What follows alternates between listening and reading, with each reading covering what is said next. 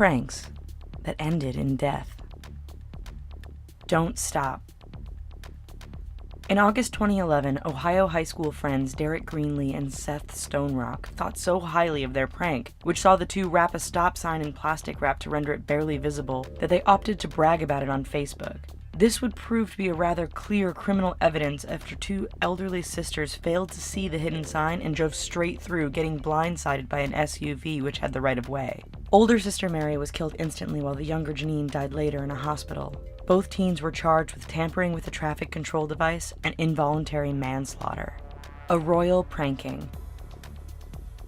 International news outlets were abuzz in December 2012 when the pregnant Duchess of Cambridge, Kate Middleton, was hospitalized with extreme morning sickness. So much so, in fact, that an Australian radio station decided to call the hospital while posing as the Queen to get a health update. Jacintha Saldana, a nurse at the King Edward Hospital, happened to fall for the hoax and transferred the call through to the on-call nurse. When the prank made headlines worldwide, Saldana crumbled under the weight of the unwanted attention and took her own life days later.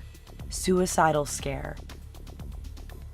Halloween was a special time of year for 16-year-old Kentucky native Jordan Moreland, who took pleasure in using the spooky holiday as an opportunity for pranking, particularly when it came to his younger sister. In preparing for the holiday in 2013, Jordan decided to frighten his sister by purportedly hanging from a noose in the family yard. It's hard to know what he was thinking, if he was thinking at all, but his little sister found him hanging unconscious and even with the help of their mother was unable to save him. People believe Jordan became disoriented while putting the noose around his neck and passed out once it tightened. Reversal of fortunes. A trio of friends embarking on a worldwide trek were pulled over for a pit stop near Queensland, Australia, when one friend pulled their car forward in a joking attempt to leave a straggling friend behind. Content with his efforts, the driver began to reverse back when he accidentally hit his friend, causing serious head injuries. With no mobile phone service, the man rushed to Charters Towers Hospital, where Sam Minigue was pronounced dead on arrival. The driver was charged with dangerous operation of a motor vehicle causing death and 1 count of drunk driving. Sparks fly. Eric Morelli was trying to draw the attention of his friend on a Sunday morning in June 2014 when he arrived at his family's Southington, Connecticut apartment and threw a lit sparkler through an upstairs window. But instead of finding his friend, who was actually sleeping downstairs, Morelli's sparkler found the room of his friend's sister, Kristen Milano. As the sparkler started to fire, those in the apartment reacted to the smell of smoke and immediately fled. Believing that Kristen was out elsewhere, they were grateful that everyone was safe outside of the burned-down home until emergency responders notified them that her body had been found. Killer revenge. A simple Friday night of Taco Bell and a movie among 6 friends turned deadly when the group opted for a side trip over to a friend's house in order to get back at him for an earlier prank. As the friends dumped leaves and other garbage on a car parked in the driveway of their friend's Little Rock, Arkansas home, the homeowner and father, Willie Noble, emerged with a gun and began firing at the fleeing group of teens. One of the bullets hit 15-year-old Adrienne Broadway in the head, killing her. No one else from the group was hurt in the attack, which resulted in a first-degree murder charge for Noble. Bully brutality.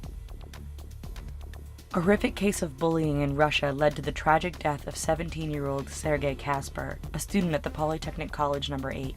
On a school day in December 2014, fellow students attacked Kasper, wrapping him in plastic to render him immobile while dunking him in a toilet and dragging him back into a nearby classroom. During this time, Kasper lost his balance and fell forward, crushing his esophagus against the teacher's desk. As he fell to the floor amid student laughter, some began realizing the severity of the situation and called an ambulance. Incredibly, a teacher for the class witnessed the entire scene unfold and did nothing to stop it.